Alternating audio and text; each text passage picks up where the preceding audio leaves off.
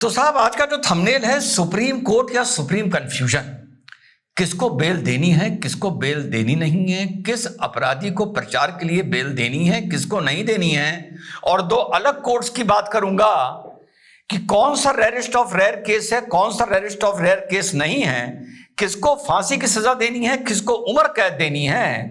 तो वाकई ये सुप्रीम कोर्ट है या सुप्रीम कंफ्यूजन है, या ये कोर्ट्स हैं या ये कंफ्यूजन है, ये खुद कंफ्यूज्ड है या हमें कंफ्यूज कर रहे हैं।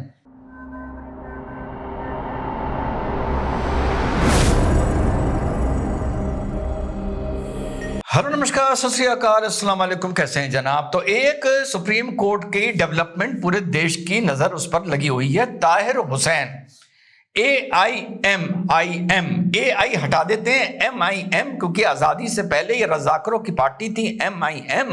तो सिर्फ मैं अभी यहां पर इसका MIM नाम लेके चलूंगा, AI ऑल इंडिया नहीं बोलूंगा।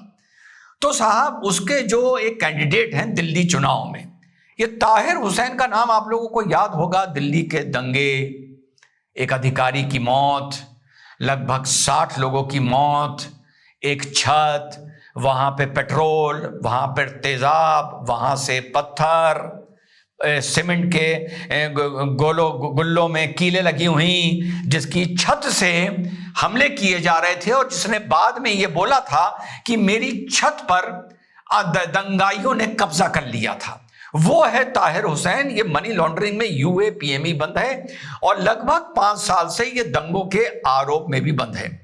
तो साहब इसने अपना नामांकन भरा है विधायकी लड़ने के लिए AIMIM के टिकट से। नॉमिनेशन के लिए इसको कुछ देर के लिए बेल मिल गई थी, लेकिन अब चुनाव प्रचार के लिए इसने जो याचिका डाली, वहां पर 2 माननीय जस्टिस में आपस में भिड़ंत हो गई ओपिनियन की। एहसानुद्दीन अमानुल्लाह साहब ने, ये एहसानुद्दीन अमानुल्लाह जस्टिस मानिए ये वही हैं, याद आया आपको वो बाबा रामदेव, पतंजलि, हम डंडा रेल के रहेंगे, तू माफी मांग, तुझे हम जलील करके रहेंगे। उस डबल बेंच में भी हमारे एहसानुद्दीन अमानुल्लाह साहब जस्टिस हुआ करते थे। तो जब ताहिर हुसैन की याचिका पड़ी तो एहसानुद्दीन अमानुल्लाह साहब ने कहा कि यस, इसको प्रचार के लिए बेल मिल जानी चाहिए। और ब्रदर जस्टिस पंकज मित्तल साहब ने कहा नहीं मिलनी चाहिए। तो दोनों के जो ओपिनियंस थे वो अपने अपने आपस में कॉन्ट्रडिक्ट किए और मामला अब 3 जज बेंच को पहुंच गया है। तो मुझे नहीं लगता कि जब तक कोई ताहिर हुसैन के लिए विशेष इंतजाम ना किए जाएं तो चुनाव से पहले इसको प्रचार की अनुमति मिल जाएगी। एहसानुद्दीन अमानुल्लाह साहब ने यह कहा कि ये 5 साल से जेल में हैं और चुनाव प्रचार करना इसका मौलिक अधिकार है, राइट ऑफ लाइफ है, आर्टिकल 21 के अधीन। उधर पंकज मित्तल साहब ने, जस्टिस पंकज मित्तल साहब ने कहा कि ये बंदा उसी क्षेत्र से चुनाव लड़ रहा है जिस क्षेत्र में दंगे कराने का इस पर आरोप था। तो जब ये अपने लौ लश्कर के साथ विधानसभा में वोट मांगेगा तो गवाहों पर इसका असर पड़ेगा। तो एहसानुद्दीन अमानुल्लाह साहब ने कहा कि नहीं साहब, अगर इतने दिन में सारे गवाह पेश नहीं हो पाए हैं तो ये तो पुलिस की गलती है, इसको बेल दे देनी चाहिए। तो एहसानुद्दीन अमानुल्लाह साहब का ये विचार मुझे बहुत अच्छा लगा।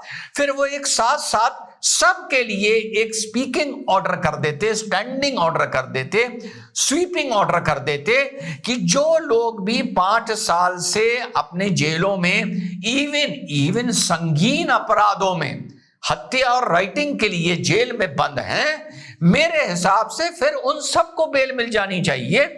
जरूरी नहीं है इंटरिम बेल मिल जानी चाहिए, जरूरी नहीं है कि उसी को बेल मिले जो चुनाव लड़ रहा है। ये मेरी राय है एहसानुद्दीन अमानुल्लाह साहब के लिए।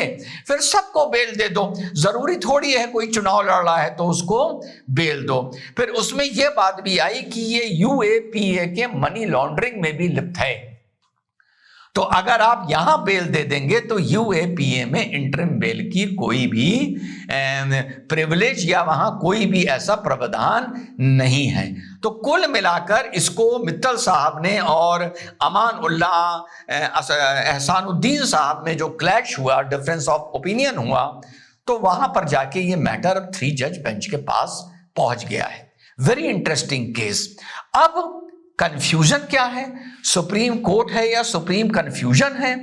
भैया कुछ दिन पहले जो आदमी यूएपी में बंद था, राशिद इंजीनियर, उसको तुमने प्रचार के लिए बेल दी थी ना, तो इसको भी दे देते, और इसको नहीं दी थी तो उसको क्यों दी थी? मैं तो देखो इससे ज्यादा न्यूट्रल और हो ही नहीं सकता। और जब ये सुनी जानी थी, जैसे ये कल सुनी गई है अर्जेंट में, तो एक दिन पहले कोर्ट ने इसी ताहिर हुसैन की बेल पे सुनने से पहले अपना एक ओपिनियन दिया था। वो ओपिनियन ये था कि कोई भी व्यक्ति जेल में रह के चुनाव नहीं लड़ना चाहिए, क्योंकि जीतने के बाद आप जनता के प्रतिनिधि होते हैं, और जनता का प्रतिनिधि जेल में होगा तो वहां मौके पर उस कॉन्स्टिट्यूंसी में काम कैसे होगा, काम कौन करेगा? जनता अपनी गुहार लेके कहां जाएगी? जेल जाएगी। तो ये ऑब्जर्वेशन है 1 दिन 2 दिन पहले का। कल ये आर्गुमेंट सुना जाता है और इनको बेल देने से ताहिर हुसैन को मना कर दिया जाता है।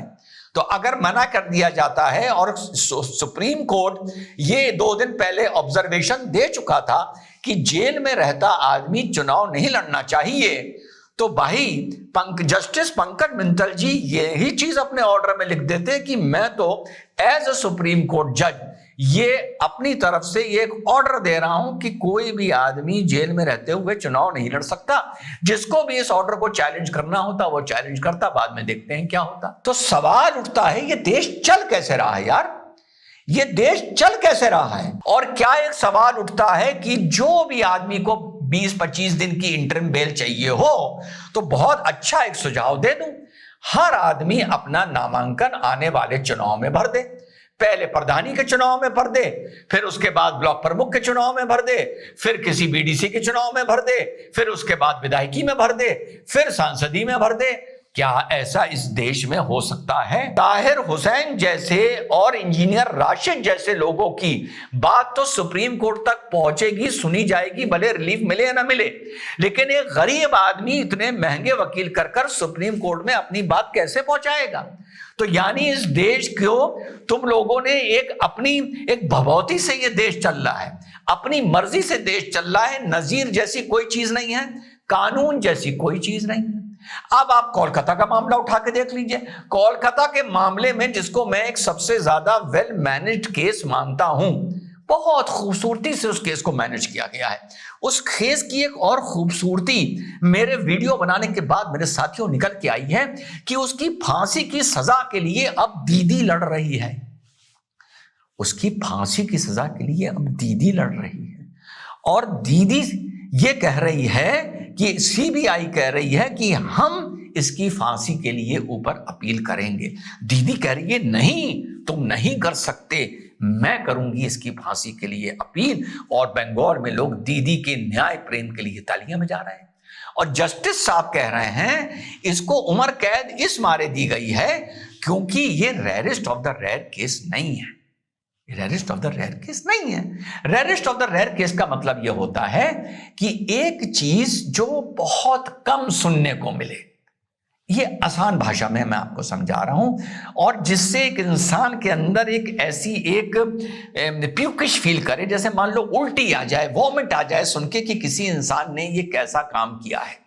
2 तरीके से इसको मैं बड़ी आसान भाषा में आपको rarest of the rare case बता रहा हूं। तो हो सकता है जो बंगाल के जस्टिस हो, क्योंकि वो बंगाल के जस्टिस हैं, उन्होंने इस तरह के मामले इतने देख लिए होंगे कि उनको इस तरह से कि बस एक आदमी गया, एक महिला को पकड़ा, थोड़े उसके घूसे उसे मारे, थोड़ी उसकी आंख मांख फोड़ी, हड्डी वड्डी तोड़ी थोड़ी सी, उसके बाद उसका बलात्कार करके उसका गला घोट के मार दिया।